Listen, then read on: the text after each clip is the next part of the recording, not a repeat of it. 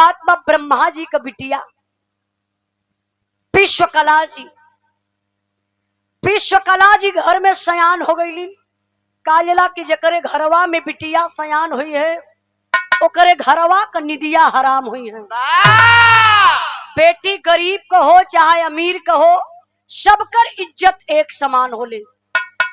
अब ब्रह्मा जी का बिटिया सयान भइली तो ब्रह्मा जी तिलक उलक कुछ ना कैले, डायरेक्ट बियाह कर दहला विश्वकर्मा जी से। जल्दीबाजी रहल, बढ़िया घर बर मिल गल, शादी कर डाला विश्वकर्मा भगवान से। जब शादी हो गई विश्वकला अपने ससुराल में अलिन। धीरे धीरे समय बीतल।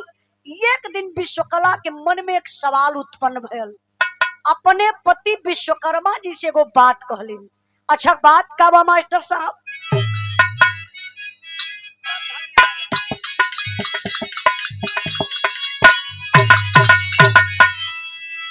भोला प्यार नैहर के, भोला प्यार न कबहू नैहर के गुजारिया हो नजरिया पन के पर से बदरिया ना।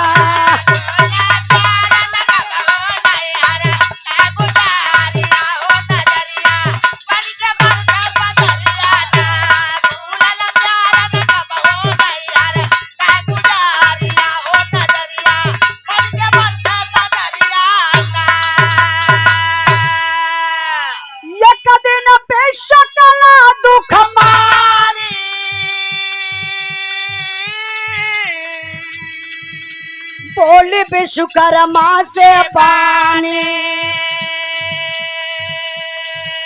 सैया बजया चक्र बना के तेहला विष्णु इंद्र के जाके हमारे भाई बाप का कैला नाकादारिया हो नजरिया बन के पास बदरिया। हमारे भाई बाप का कैला नाकादारिया हो नजरिया बन के पास बदरिया ना।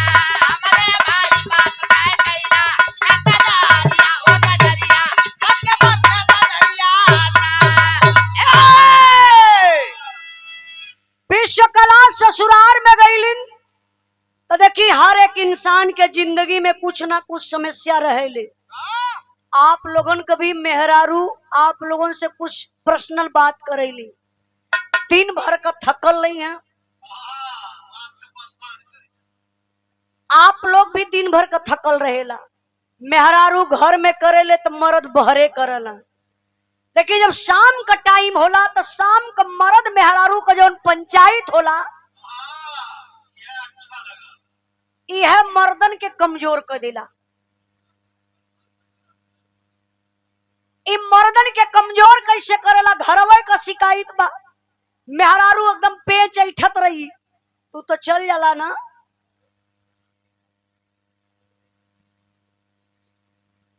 संस्कार यादव बाबू के तरफ से 100 रुपए का पुरस्कार। आप लोगों का आशीर्वाद लगे, पढ़ लिख के समाज में बाबू नाम रोशन करें। सब भाई लोगों के नमस्ते प्रणाम। बिरहा पर ध्यान दे बाबू। विश्वकला अपने पति देव से कहली कि कौम सुनले बानी कि तू बहुत बड़ा कलाकार हुआ, बढ़िया बढ़िया अस्त्र शस्त्र बनावेला, हर देवी देवता के देला। हम चाहत बानी कि एक आठ हथियारवा बना के हमारे नैहरे में हमारे भैया बाबू के दे देता तो हमरो सम्मान बढ़ जात, तोहरो सम्मान बढ़ जात, हमारे भैया बाबू का भी सम्मान नैहरे में बढ़ जात।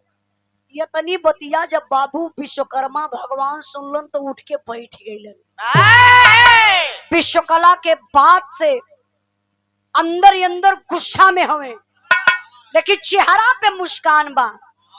एगो बात विश्वकर्मा जी कहलन का,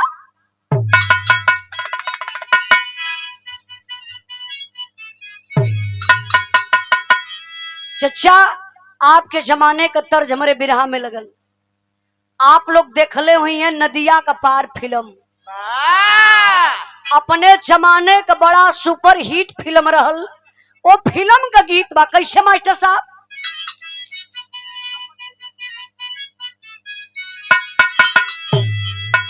साची कहो तोरे मन से हमरे, साची कहो तोरे मन से हमरे, अंगना में आइल बाहर भौजी।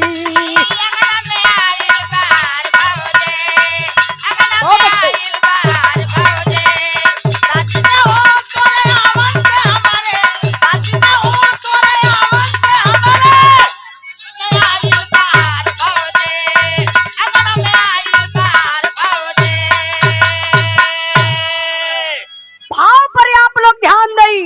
विश्वकर्मा भगवान करत का हुवन, नारी का ताना बेधाज गरा में, और नारी का ताना बेधाज गरा में, लागे जहरवा का धार बतिया।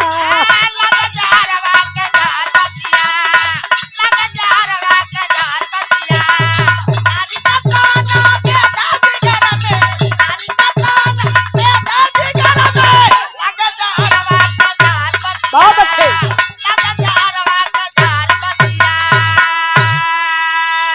बाबू का तोहरे जानिला प्रभुताई,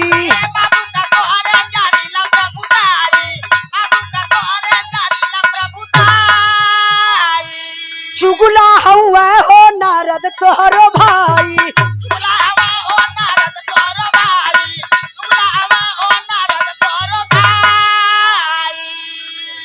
का करी है कायर कटारी है प्यारी,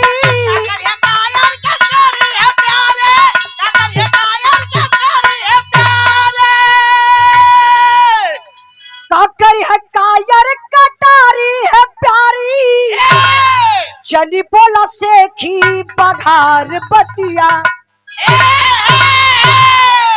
गौर करे बाबू, विश्वकर्मा भगवान के गुस्सा लग गई, अंदर से आग बबूला हुए, चेहरा पर मुस्कान बा।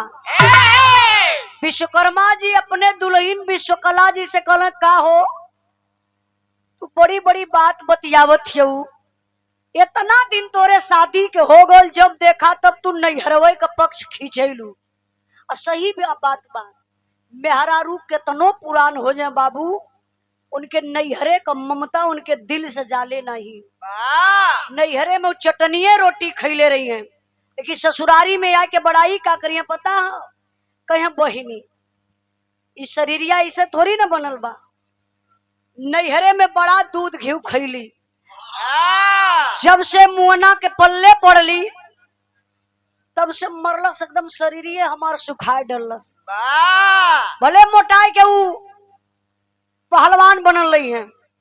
ए दादा नमो ना बतौला, अपन नमो बता दा। संग्राम यादव, बाबूजी का नाम बड़ा प्यारा है, संग्राम यादव। जब हम अवत रही तो नाश्ता वास्ता कुछ कैलू, तनी कुछ खिया दा। देखा ये है मोहब्बत होला, ये है प्यार होला। दादा का आशीर्वाद बाई, पुरस्कार नहीं। अरे मूर्ख राम, ई आशीर्वाद दिलन बाबूजी के चरणों में बहुत बहुत प्रणाम। आशीर्वाद कचा रही सब भाई लोगों के नमस्ते प्रणाम। तनी बिरहा पर आप लोगों के विशेष ध्यान रहे। आप विश्वकर्मा भगवान ये बात करे कि सुना, जब देखा तब तू नैहर का बड़ाई करेलू, अपने भैया बाबू के बारे में कुछ जाने लू कि ना। तोहार बाप ब्रह्मा जी नंबर 1 का कायर, तोहार भाई नारद जी नंबर 1 का चुगला। कहा नारद में तो इतनी बड़ी कमी है कि जह दिन नारद कुछ न पावे, हड्डी फेंक दुई कुकुर लड़ावे। अरे इतने में विश्वकला नाराज हो गई, बड़का मुंह फुलौली, बोली कहो हमार पति हमें, हमारे भैया बाबू को बुराई करत हुआ। ये ससुराल से बढ़िया बा कि हम अपने नैहरे में बढ़िया से अपन जिंदगी बिता लेबे। ए भैया विश्वकला नाराज, अपन पुरान कपड़ा लस्ता सब इकट्ठा बनौली इतनी बड़ी गठरी। अब नाराज होई के गठरी उ ले के अपने यही काखी तर दबौली और ससुरे से चल गईली नैहरे। विश्वकर्मा जी के तनो मनौला, विश्वकला जी मनली ना। जब नैहरे चल गईली तब विश्वकर्मा भगवान के रह ना जाता। अब विश्वकर्मा भगवान सोचे लगल मेहरारू तो चल गई, लेकिन हम कलाकार बनी। अरे तो डायरेक्ट लोकेशन भेज देना भैया। हाँ लोकेशन भेज द मोबाइल से, बढ़िया से पहुंचे देश का बतिये बात हूँ डिस्टर्ब वही मामला। बिरहा पर ध्यान दई। अब विश्वकर्मा जी के मन में एक सवाल चले लगल, कहला हम कलाकार बनी, बिना कंत कामिन कल्पे, बिना कंत कामिन कल्पे, कामिन बिन कल्पे कंत लाचार, कलाकार काहे के कल्पे, जकरे हाथे हुनर विरह वेदना से पीड़ित विश्वकर्मा जी मन किए विचार, बना के पत्थर की मूर्ति तब विश्व कला को किए तैयार। विश्वकर्मा जी कला सुना, मेहरारू का जात तू नाराज होई के नैहरे चल गईलू, तो हम मरद जात हैला, तो के मनावे त ना आई, चाहे ऐसे ही जिंदगी भोले बिता देवे। रमेश यादव आपके तरफ से 151 रुपए का पुरस्कार, बहुत बहुत धन्यवाद, प्रणाम। अरे वो ठीक है, चला पहले वोटर लिस्ट में नाम बढ़ावा, नहीं तो ये गाय गाय के खाली मारत हैं। गवैया अपने स्वार्थ में ना 1000-2000 के लालच में मारत हो, समझ मादी का एकदम तहस नहस कर देते हो। जहां गाय देते हो हम 100% बता देते ला, जौने भी क्षेत्र में जौने भी मंच पे समाजवादी गाना हो जाता, सार्वजनिक मंच का बात कर बनी, राजनीतिक का ना। राजनीतिक मंच रही तो हम तो शुरू में विराट थोड़ी ना गई थी, तब हम समाजवादी गीत गाई शुरू से, काहे से हम समाजवादी गायिका बनी। लेकिन अभी यहाँ हम गावे शुरू करी तो एहू में केहू समाजवादी बा, तो केहू भाजपा से बा, केहू अदर बा, केहू हित बा, केहू दुश्मन बा। हर पार्टी के लोग आते, सार्वजनिक मंच है, क्षमा चाह समाजवादी गीत ना गवाए के कुछ और हमसे गवाए लिया। अगर कोनो भी गवैया मंच पर गावे तो कर मुंह पकड़ ला नहीं भैया फड़िया मत नहीं, ओके जवाब दाना, उसका आवाज बंद कर रखे भाई, रुकिए। आप एक काम करिए, अगर बड़का समाजवादी गायिका या गायक बन रहे हैं तो चलिए मंच से उतरिए और गांव गांव में घूम घूम करके बीएलओ के पास जाइए, घर घर जा करके वोटर लिस्ट में नाम बढ़ाने का काम करिए। SIR जो चला, अब इन कितना जने के पता है ना बा, SIR के लोग समझत हुए FIR बा। अरे एक जने के मिलल लाल कार्ड, फार्मवा दत्ता, फार्म मिलल SIR वाला भरे वाला, बस उले जाए के अपने लइका कलेक्टिंग कराई को 5-5 के फेंक देनी। हर गांव को बात बतावत बनी। अब इन बहुत लोगन के कर मतलब ना पता बा, आप लोगन से भी निवेदन करवे, आप किसी भी पार्टी से रहिए, लेकिन आप लोग अपना अपना नाम वोटर लिस्ट में जरूर दर्ज कराइए, तो फिर सरकारी सुविधा कुछ नहीं मिल पाएगी, ना आप वोट दे पाएंगे। आई यार का बात छोड़ा, ही राजनीतिक मंच ना आके राजनीति के बारे में बात करी। बिरहा का मंच बा, बिरहा का बात हुई। बिरहा हमार कहाँ पहुंचल है भैया, कहाँ कहाँ भैया? अरे वाह, अच्छा मेहरारू का बात है ना, एकदम बिरहा पकड़ के बैठल हम तब का हाँ ये बात सही बा, मर्द आप लोग हुआ है, बिरहा से एक सीख भी आप लोगों ने मिली। जब विश्वकला नैहरे चल गई तब विश्वकर्मा भगवान अपने आप के एकदम मना लगना, कहना जा वही नैहरे में जिंदगी बितावा, अब तो हके हम आने ना आई।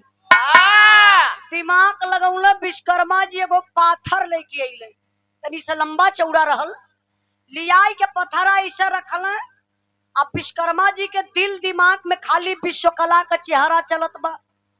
तो कभी भी कोई मूर्तिकार हो, कोई चित्रकार हो, जब चित्र को बनाता है, मूर्ति को बनाता है, तो उसके माइंड में वो चलता है, तब जाकर के वो पेपर पर निखर के आता है। अब विश्वकर्मा भगवान छीनी हथौड़ी उठौलन, कोई पत्थरा के गढ़े लगलन। अब गढ़त गढ़त गढ़त गढ़त गढ़त गढ़त गढ़त गढ़त गढ़त गढ़त गढ़त गढ़त गढ़त गढ़त पावर बढ़ गई। गढ़ते ऐसा नहीं है बुझाता कि पत्थरे के फोड़ फाड़ दिए, ताव में हुआ।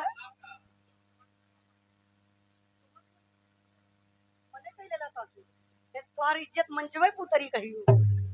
हाँ देखी विश्वकर्मा जी वही पत्थरा के लगलन गढ़े, गढ़त गढ़त गढ़ के बाबू एक सुंदर सा मूर्ति बनौलन। मूर्ति के करबा एकदम देखे में सेम विश्वकला लगन। जैसे विश्वकला का आंख रहल वैसे गजब का आंख बनौलन। विश्वकला का नाक बना दहलन, विश्वकला का लिलाट बनौलन, नकली बार बनौलन। नकली बार बनाए के सेनूर तो ऐसन पहिरा दहलन नहीं जेसीबी से डाल दे अरुआ से। विश्वकर्मा भगवान ऐसे मुट्ठा से उठाई के मंगिया में सेनूर रगड़ दहलन। ओकरे बाद नकली गहना पहिनौलन और सोनारे किया से ना लकड़ी का कलाकार रहलन। गढ़ी के कान का कुंडल, नाक का नथुनी, गले का मंगलसूत्र, हाथ का चूड़ी, कमर का करधनी का, पाँव में पाँचे, पूरा श्रृंगार कर दहलन। अब विश्वकर्मा जी सोचत हुआ कि बिना कपड़ा कई मूर्तिया मजा ना दे। एगो लाल कलर का साड़ी रहल, विश्वकर्मा जी वही पथरा के मूर्तिया के पहिना दहलन। हाँ भैया भुला गई है, माफ करिए। साड़ी साया ब्लाउज पहिनाई के अच्छा भैया ब्लाउज का बच्चा का होला भैया हमके जानकारी ना बा, आप लोग जानत हुआ तो एडजस्ट कर ली।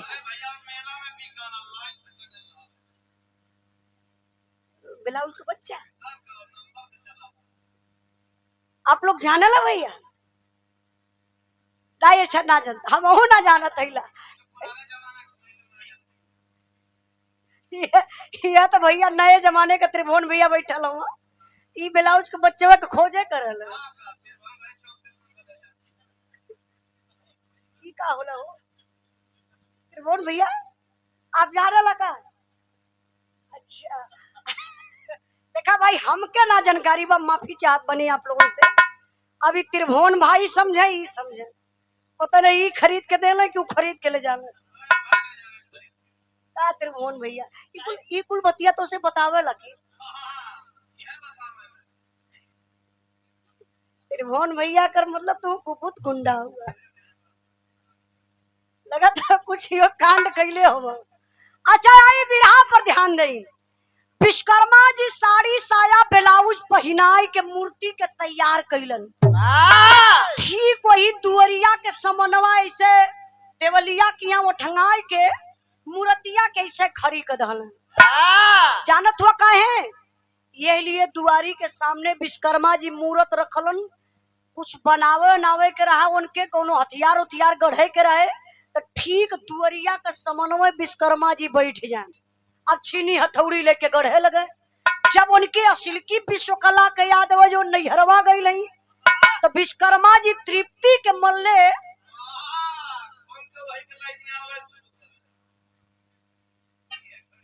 ऐसे मूर्तिया के ताकत शुरू करे। जब ना रह जाए ना सह जाए तो विश्वकर्मा जी अपन हथियार उथियार उठाए के फेंके कहा अब दौड़ के वही मूर्ति के पास पहुंचे।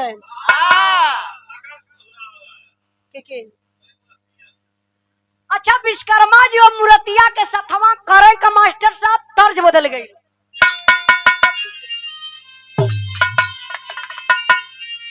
देखा चचा स्वर्गीय रामदेव गुरु का तर्जबा भी रहा में तोरे दिल के कलेजा के छू दे। कैसे मास्टर साहब?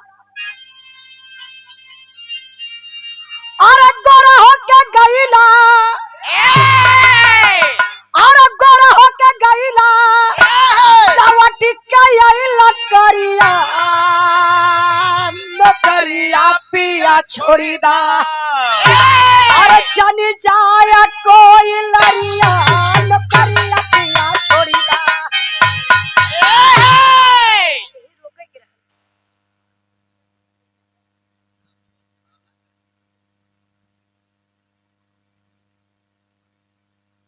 रमा शंकर यादव आप लड़का के पिताजी जेकर भैया का आज तिलक बा आप उनके पिताजी हैं। आज के दिन से आपके राजा दशरथ के रूप में देखल जाई। सदिया कहिया बा अगली साल ये मूर्ख राम का देखा का तो अगली साल शादी है।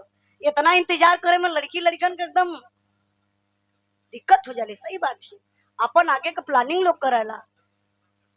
30 तारीख के बारात जाई मतलब 30 तारीख के दुल्हा मर्द हो जाई है। अबले का रहना है अरे अबले फलाने का लड़का रहना है। अब वहां बारात लेके जाइए तो लोग जान तो बरतिया में कहे अरे वही फलनिया का दुल्हा बा फलनिया का मर्दा। वही दिन से लोग मर्द हो जाला। बहुत बहुत भैया के धन्यवाद प्रणाम। ए चचा की तरफ से 500 रुपए का पुरस्कार। सब भाई लोगों के नमस्ते प्रणाम। तनी आई बिरहा पर ध्यान दे। बिरहावा कहाँ पहुंचल भैया का तो सोहरावत हुआ भाई तू कहीं परेशान होगा बतावत है परेशान थोड़ी है। अच्छा देखिए तर्ज छोड़ी एक लाइन हम और गौले बानी बिग गंगा चैनल पर। आप लोग टीवी पे जब कार्यक्रम देखत रहनी ये गीत के हम गौले रही। कौन गीत बा मास्टर साहब? और चश्मा लगा के और चश्मा लगा के घुमाई चढ़ के हीरो हुंडा बनल बा मोछ मुंडा। कहू के कहा तू तू ही बता दे के कहा थे। तो त्रिभुवन नाच के कहा तू यो मोछ न रख त्रिभुवन भैया देखा यो भी ना मोछिए कहा अपने में मत लिया भैया।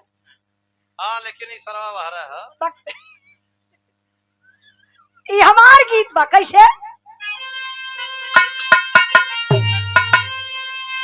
और चश्मा लगा के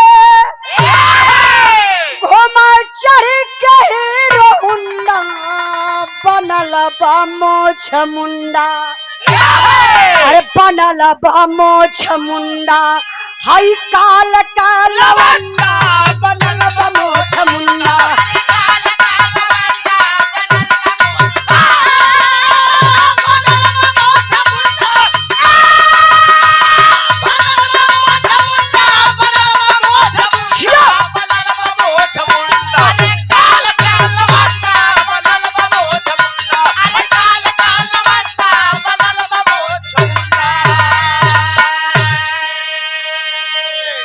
हमरे बिरहा का तर्ज रहल लेकिन बिरहा में भाव बा विश्वकर्मा जी और पथरा के मूर्तिया के साथे करत कहूँ मास्टर साहब यार पथरा न पहचाने यार पथरा न पहचाने हई कामी नजरिया सजरिया सोवई मुरहा। अरे सजरिया सोवई मुरहा हई तान के चदरिया सजरिया सोवई मुरहा। ए भैया तनी कोरोना बढ़ावा साउंड आवाज बढ़ावा।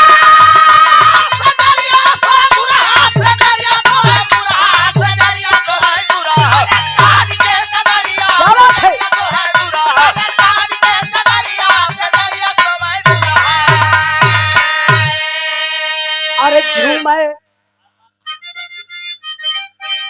बस अरे झूमे बार बार धई के बाह में मूर्तिया अब पल भरब न बिसरैल नारी के सुरतिया।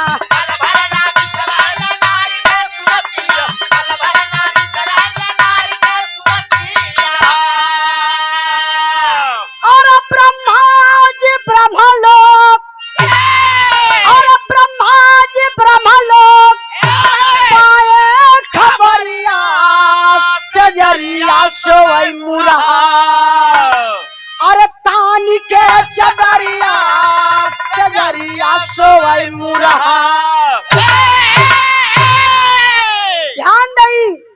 विश्वकर्मा भगवान वही पत्थरे के मूर्ति के साथे अपन जिंदगी बितावे लगलन। वही पत्थरे के मूर्तिया के अपन विश्वकला मान लहलन।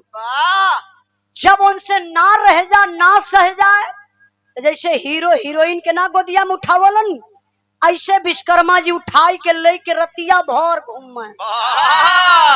ना रह जाए ना सह जाए तो मूर्तिया ले जाए के जौने चौकिया पे सुतत रहना विश्वकर्मा जी, वही पे उलाट दे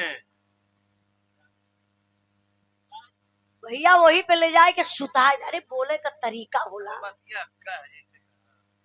ले जाए के पथरा के मूर्तिया के सुताए के अपन सूत जाए, उनके तृप्ति मिले, उनके ये एहसास हो कि हमारे विश्वकला मेरे सथवे हुई। लेकिन वो तो नाराज हो के नैहरे चल गए ही। धीरे धीरे समय बीतल है बाबू। एक दिन के बाद बा विश्वकर्मा जी के रमाशंकर के बहने राजनाथ यादव बाबूजी की तरफ से 100 रुपए का पुरस्कार, बहुत बहुत प्राम आशीर्वाद कचा रही। एक दिन के बाद बा विश्वकला का पिता ब्रह्मा जी ब्रह्मलोक में सोचे लगल, कहले कहो हमारे बिटिया के अइले इतना दिन हो गल, हमार दामाद कबो हलियो चाल लेवे ना अइलन। गुस्सा में लाल बाबू ब्रह्मा जी ब्रह्मलोक से अइलन तो डायरेक्ट जात कहाँ हुन, विश्वकर्मा जी के घरवा में। जैसे घरवा में जात हुआ तो देखा विश्वकर्मा जी के दुवरिया रहल छोट, चौखटवा रहल ऊंच। अब ऐसे ब्रह्मा जी पैर कदम आगे बढ़ावत हो तब ले हाथ में कमंडल जवन बा, कमंडल का पेनी जाए कोई चौखटे में ऐसे लड़ी गई। अब ब्रह्मा जी के कमंडल का पानी हलक के छलक के वही पथरा के मूर्तिया पर चल गल। अब पथरा के मूर्तिया में बाबू जान पड़ गल। पथरा का मूर्तिया ब्रह्मा जी के कमंडल के पानी से मेहरारू बन गई। लगल डोले बोले खाए पिए विश्वकर्मा जी के लेके सुत। ये तो बिस्तरा लगावे जात रहे। अब विश्वकर्मा जी का 10 उंगली घीव में और 10 रिफाइन में फंस गई है। वो कैसे जवन नैहरवा चल गई। विश्वकर्मा जी का मजा ना हो गई। अरे विश्वकर्मा जी का 2 मेहरारू हो गई। एक थे सिल्की मेहरारू नैहरे बा, आई ब्रह्मा जी के कमंडल के पानी से पथरा का मूर्तिया भी मेहरारू बनी गई। बनावे खियावे लगल। अब विश्वकर्मा जी और ताव बनौलन। कला अपने मेहरारू सिल्की के ताना देत हो दिला में, कला रे जा जा जा कहीं नहीं हरे ना, वहीं रहा यार काम चला था। जा वही अपने भैया बाबू की यहाँ रहा यार, आया मत। मन में सोचत हो विश्वकर्मा जी। यार धीरे धीरे समय बीतल। अब एक दिन का बात बा, ब्रह्मा जी अपने बेटवा नारद जी से कहना, कहो नारद कुछ दिन पहले का बात है, हम गलली दामाद के घरवा, देखली विश्वकर्मा जी दुअरवा रहलन, घरवा में कोनो मेहरारू को चूड़ी बाजत रहल। हमके कुछ शंका लगत है कहीं सेकंड हैंड में ना लिया हमन विश्वकर्मा, कहीं दूसर मेहरारू ना विश्वकर्मा जी लेके आ गईलन। हमके लगत बा शंका। अच्छा ये तनी बतिया जब नारद जी सुनल, कहले पिताजी आपका आदेश हो, कहला जा बेटवा पता लगाया बा। अब नारद जी ब्रह्मलोक से चलल हम विश्वकर्मा जी के घरे। तब तक गजब हो गया। अच्छा गजब का हो था,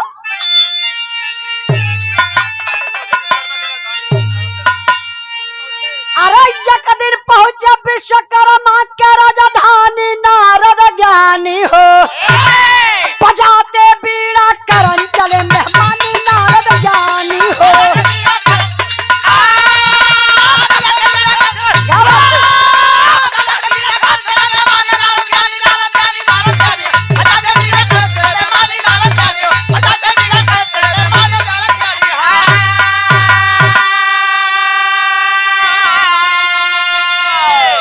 खुशी खुशी से गले मिले, हंसी के बहानों इशार हो, अय्यावा भगत में जुटी गई विश्वकर्मा प्रेम प्रसार हो।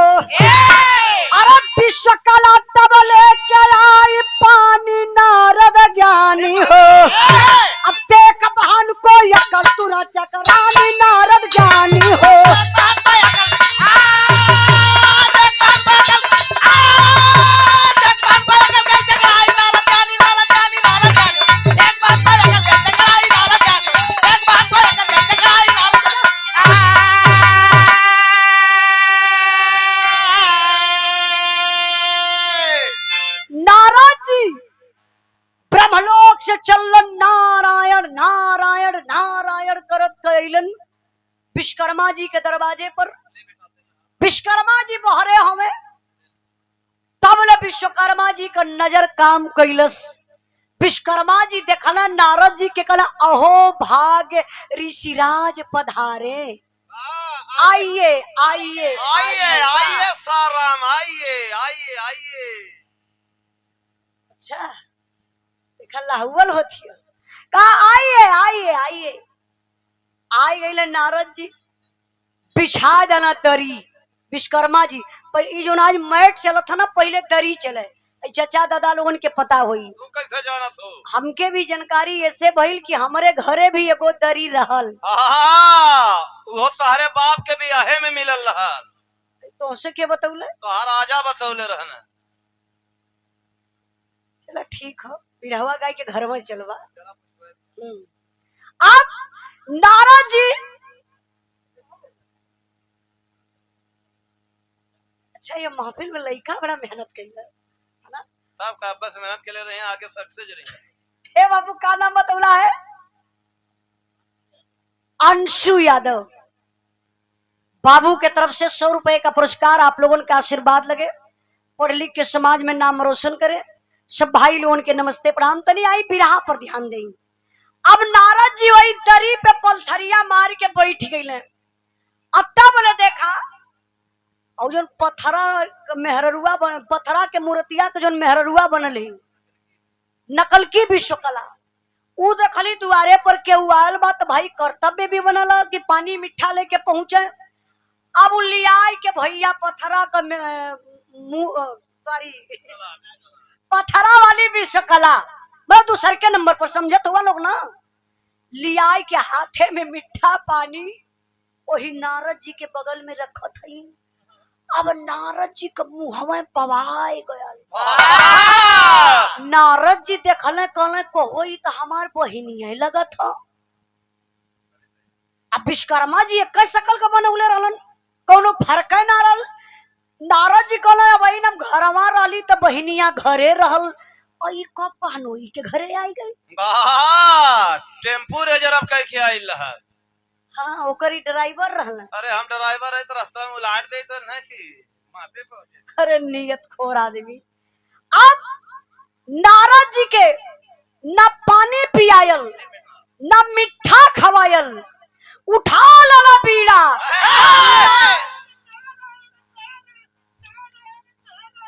बैठा हो नारद का सार, बैठा। अरे हम भैया कहीं बड़का बानर कहाँ से कूद गए। खाली गिटारवा पकड़ावे के ना। हमरो करेजा धक से कदलस की का हो गया। वो तो तू हमार बीपीए बढ़ा देबा। सही कहा थी। हम कहीं कहीं से बानर आके कूद गल मंचवा पे।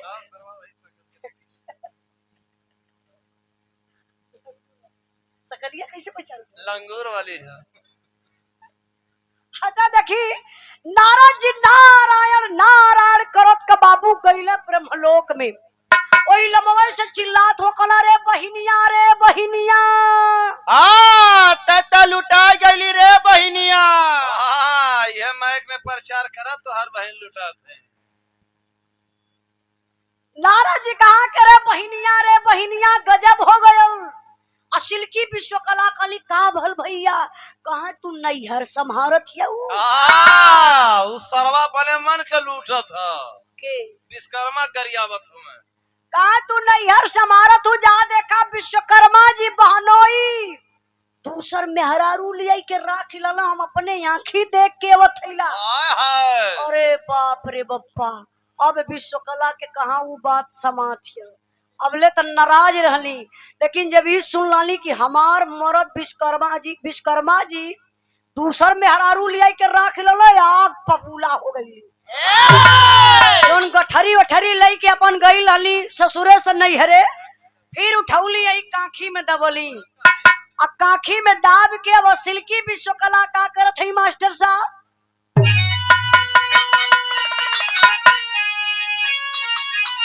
अरे पतिया सुनात लागल दिल में अग्निया भैया।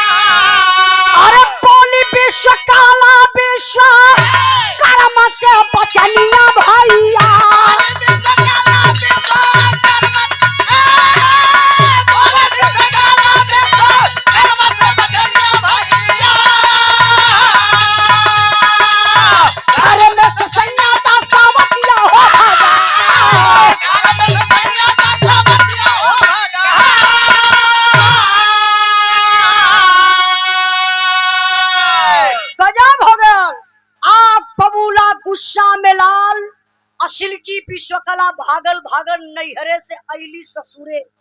विश्वकर्मा जी दुआरे बैठ के अपन हथियार गढ़त हुआ। अली काली का हो भुलाए गल लला हमके पहचानत ना हुआ। विश्वकर्मा जी ऐसा देखला कहना बाप रे पप्पा हई देवी प्रकट कहाँ से हो गई। अब तो बेरो कुशल ना बा कहा देवी कैसे कहा देवी न देवता पहले ये बतावा कि सवतिया कहाँ बा। विश्वकर्मा जी अंदर से हिल गई कहले अरे देवी तो से झूठ साथ के कैसन बता देला कैसन सवत कहाँ सवत। अच्छा तब बिहौती है ना घर दुआर विश्वकला का तबले भागल भागल गईली घर में देखत हई तो ई अंगनवा में ए मंगल सुभाष चंद्र यादव अध्यापक महोदय मास्टर साहब जी की तरफ से विरहा के भाव पर 500 रुपए का पुरस्कार देकर के सम्मान किए। आपके चरणों में बहुत बहुत प्रणाम आशीर्वाद बचा रही। अब सिल्की विश्वकला भागल भागल गईली वही घर में। अरे भैया पथरा वाली के का पता वही अंगना में सूत के आराम से मैक्सी उठा के बेना से हवा लेते। इत गला वीडियो बनावा यही सही बताते हुए। अब वो आराम से ऐसे आराम करत है दूसर की विश्वकला तबले असिलकी गईली है छोटा पकड़नी कली करे सवतिया घर हमार दुआर हमार फतार हमार लाइक सुत्ता थी तान। हाँ वो सुतलाई का मरिए रहल असली झगड़वा है रहा। अच्छा तो भैया पत्थरों वाली के कमजोर मत समझा उठकर तमतमाई के खड़ी भइल। 3 ऊंचा सिल्की विश्वकला के नाच के जाए के गिरली हो दे कहला दूसरी की कल करे सवतिया तो कहती घर दुआर भतार तोर बनाई लहम खियाई लहम सुत्ते खातिर मार कर थी अब भैया गजब दोनों विश्वकला तैयार हो गईली। असिल्की पकड़लस नकल की कबार और नकल की पकड़लस असिल्की कबार कैली वही अंगना में पटकी का पटका पटकी का पटका पटकी का पटका पटकी का पटका पटकी का पटका पटकी का पटका। अब इतना सारे मत पड़क दे साया ब्लाउज फाट जाओ न आन का मेहरारू देखा ताओ तब काफन तो पटकिन पावत था काहे इतनी वजन हो गई है। अच्छा वही अंगना में कुल दोनों विश्वकला कैली पटकी का पटका तबले विश्वकर्मा भगवान घबराए गेले कहला बाप रे बप्पा ई तो दोनों देवी लड़के मर जाए चाहली अब हम फिर कहां से मेहरारू तैयार करब। उ तो संजोगन हम पत्थरे का मूर्ति बनौली अगर हमारे ससुर जी ब्रह्मा जी नाल होते उनके कमंडल का पानी ना गिरल होते मेहरारू थोड़ी ना बनत। अब तीसरी बार हम का करबे संजोग ना बने तब विश्वकर्मा भगवान का दिमाग काम कैलस परोर के मंत्र चलौलन कहला असली नारी असली हो जा पाथर वाली नारी फिर से हो जा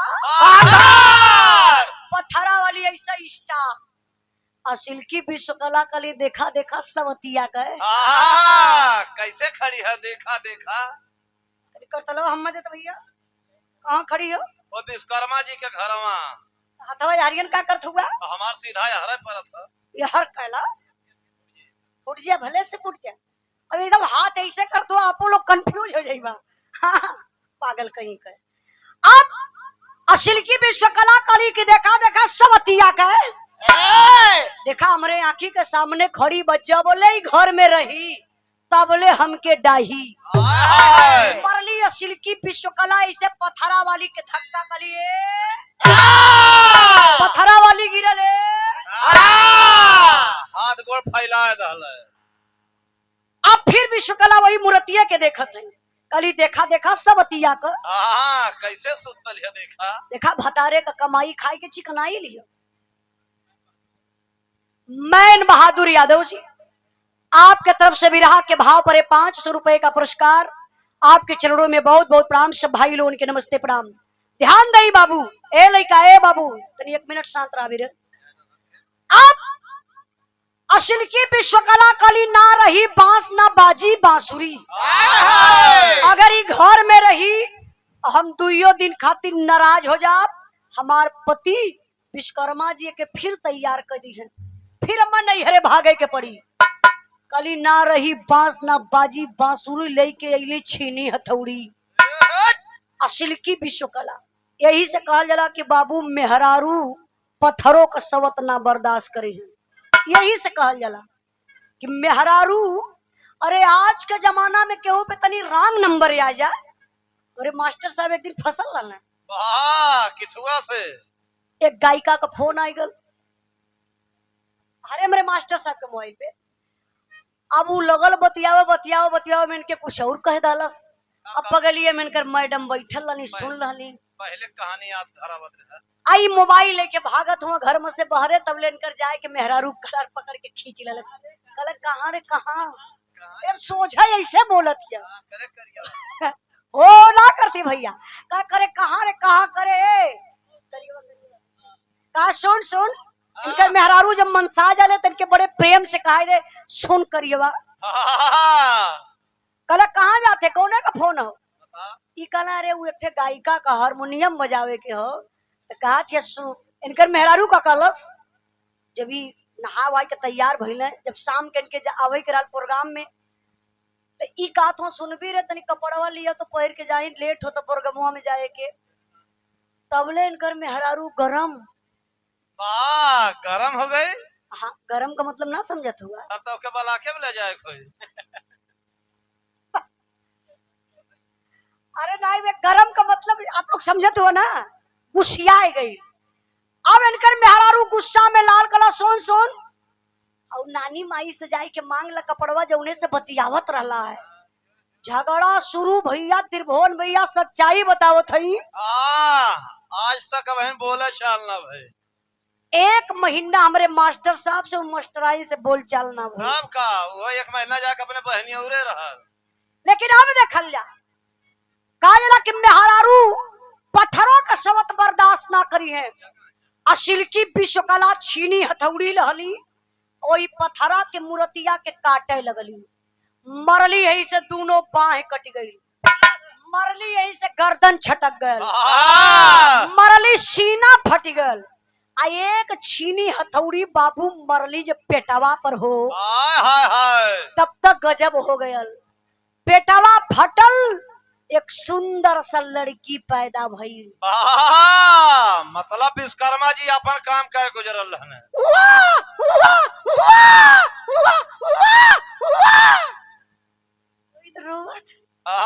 ढेर रोथ ने पुलवा धरा दिखाए। अच्छा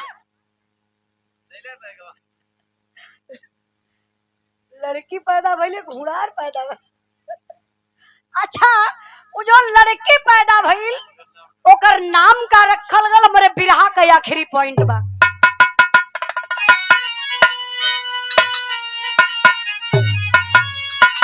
अरे परा नाम कन्या का जग में जगमगरती, शेखर काम देव दुनिया में भइला पति।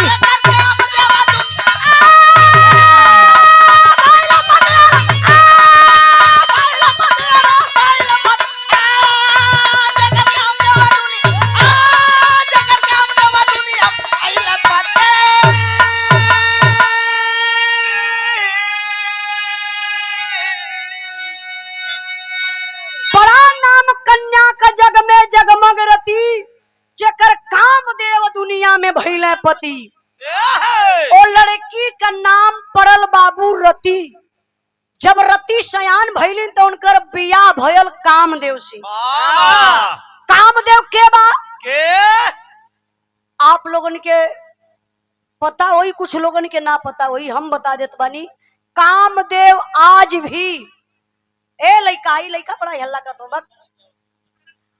कामदेव आज भी हर एक इंसान के अंदर पावल जलन। हमारे पार्टी में एक जने कामदेव खत्म हुए केकर ये मास्टर के। कामदेव सच्चाई बतावत है बाबू। कामदेव अगर अपने असली रूप में आ जाना, अच्छे अच्छे ऋषि महात्मा पुरुष लोगन के कंठी टूट के ताखा पे धरा जाले। देख लाया आसाराम बापू के। और नारायण साईं के, और राम रहीम के, और चिलमिलानंद के, और राधे माई के। अरे सारे सीमा हैदर कहाँ गई नहीं। पेंडी बाबू की तरफ से 51 रुपए का पुरस्कार, आप लोगों का आशीर्वाद लगे बाबू के। और 100 रुपए का पुरस्कार रिवांश यादव, बहुत बहुत धन्यवाद बाबू के 100 रुपए का पुरस्कार देके सम्मान कैलन। अच्छा भैया, सीमा हैदर के जाने ला, हम तो जानत रहे भैया। जानल आप लोग भैया? अरे वो सीमा हैदर जौन एक ठे सात समंदर पार वाली। एक सचिन वो जो मारते थे बॉल को, छक्का चौका लगे तो सीमा उस पार जाता था बॉल।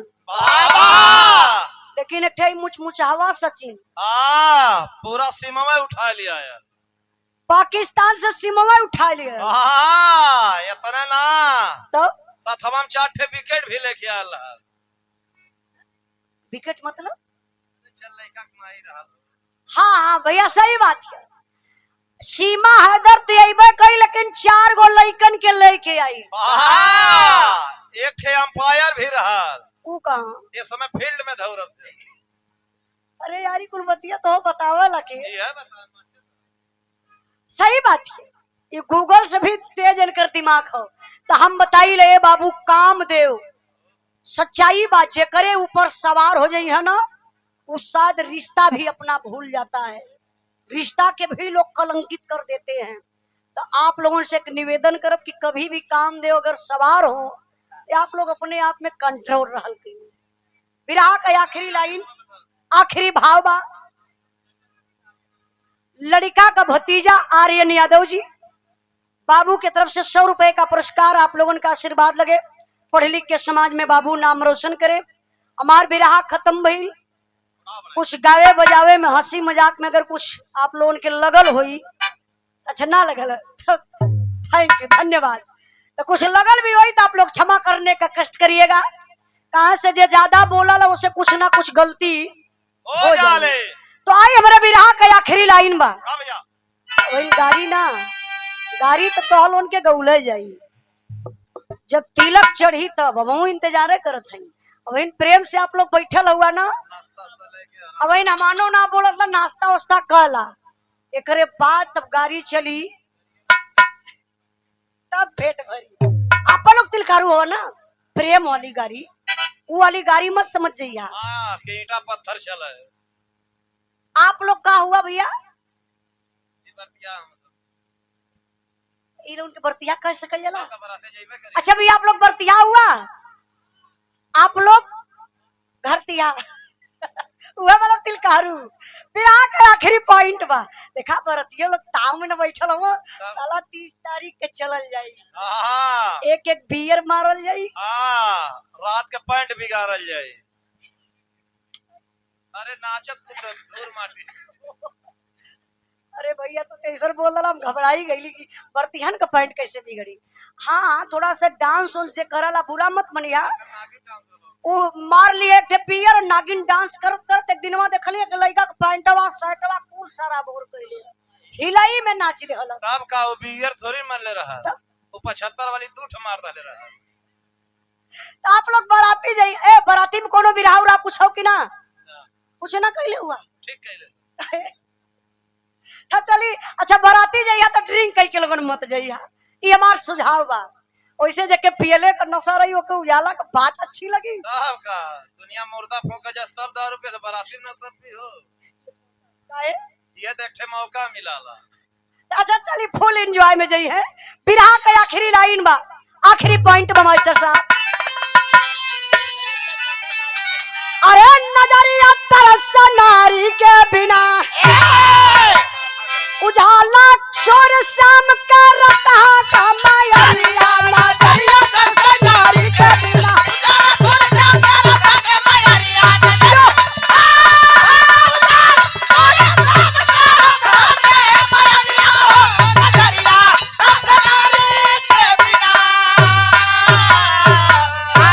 बहुत बहुत धन्यवाद।